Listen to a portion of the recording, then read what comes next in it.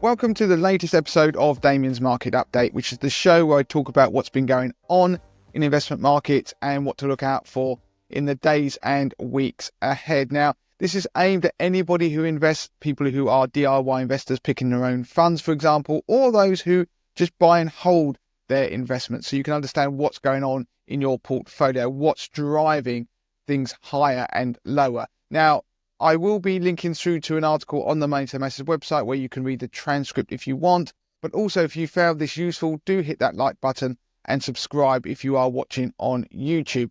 Now, a lot has happened in investment markets in October, and for once, the catalysts haven't just been centered around US politics or US monetary policy. But if we rewind a little bit, back in September, if you recall, we witnessed a pivotal moment for global markets. The US Federal Reserve officially fired the starting pistol on policy easing. Initially, the market expected a modest 0.25% cut, but in the end, it got a more aggressive 0.5% cut.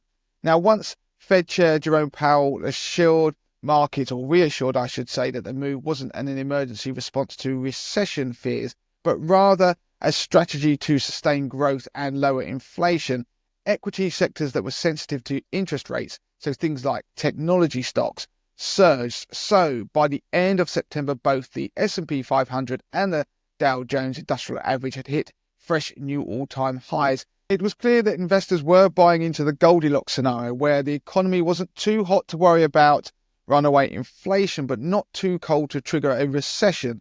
The optimistic mood naturally bled over into other global equity markets, and that was where we found ourselves at the end of my last show. But since then, investors' attention has shifted eastwards, and that's because China announced its largest economic stimulus package since the pandemic. The People's Bank of China cut rates, loosened lending requirements, and rolled out measures to boost the country's struggling property market. The Chinese stock market responded positively, with the CSI 300 index surging nearly 11% in a single week. That marked the best weekly performance since 2008. Now, investors were optimistic that the PBOC's measures would reignite growth, especially in China's struggling property sector, which had been weighing heavily on the broader economy. But investors have since been left in something of a holding pattern, waiting for more clarity on fiscal policy from the Chinese government. They eventually received some supportive statements from President Xi Jinping at the end of last week, and this proved positive for the Chinese stock market and emerging markets more generally, with the former now aiming to finish October in the green and up more than 20% since mid-September. The big question is whether Beijing will deliver on its promised stimulus plans, or if the recent stock market gains will prove short-lived. Either way, the coming weeks are critical for gauging the direction of Chinese equities and broader emerging markets. Elsewhere, gold has finally broken through the $2,700 barrier, hitting a new all-time high. This is exactly why I've kept gold as a core holding in my 80-20 investor portfolio. It's a hedge against uncertainty, and right now, uncertainty is coming from all directions: rising bond yields, geopolitical risks, and easing central bank policy. But gold isn't the only asset hitting new highs in Europe.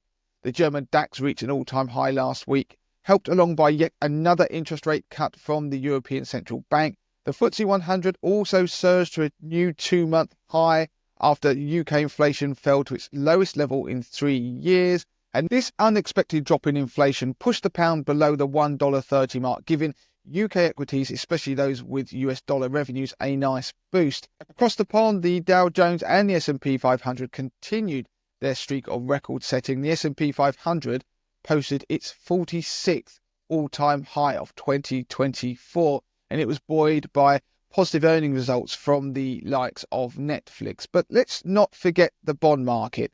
Rising oil prices and persistent inflation fears and concerns over a possible Trump US election victory and his subsequent spending plans have pushed bond yields higher. The 10-year US Treasury yield, for example, has hit a 3-month high. That is putting pressure on global bond funds. We are also seeing a similar rise in UK gilt yields and mortgage rates as investors are re-evaluating the Bank of England's ability to continue to cut rates into the future. It means that we find ourselves with global stock markets, including previous laggards such as China, in buoyant mood.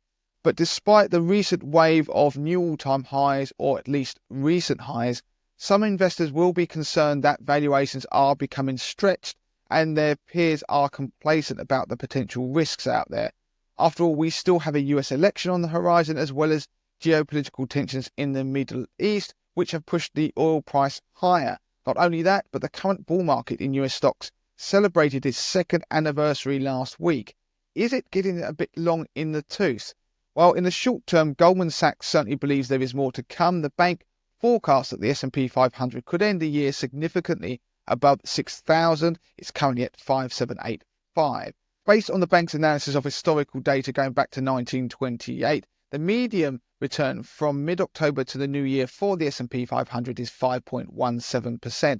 In election years, this number rises to just over 7%, which would suggest that the S&P 500 could reach 6270 by the end of the year. As for the longer term, JP Morgan has published a note stating that the median US bull market lasts 46 months based on historical data, and the median bull market total return is 110%. Now, the current bull market, I should say, is only 24 months old and has produced a total return of 60%. So history suggests that time and money remain on the bull side, and if anything, it's only half time. So while the markets are riding high now, there's plenty to keep an eye on, whether it's earnings, US elections, or the geopolitical risks out there. And of course, gold continues to shine. So if you found that useful, do make sure you hit that like button, but also subscribe to the channel.